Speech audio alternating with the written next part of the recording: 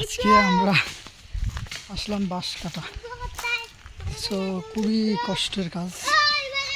আসলে আমরা তো বলি পরিশ্রম, যে দিন মজুরি যারা করে তো কষ্ট হয়। যে আমাদের একটি বিশেষ বাড়ির কাজের জন্য এই বাঁশগুলা কাটলাম। প্রায় 1 2 3 4 5 6 7 8 12টা বাঁশ কাটা হলো। এখন আরও দুটো বা একটা কাটা লাগবে। সাথে আব্বা আছেন।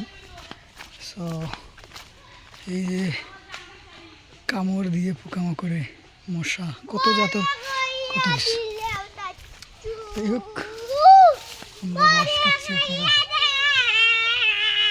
সাথে থাকেন। হ্যাঁ হালি ছিল শীত লাগি তুই আর কোনটা ওকে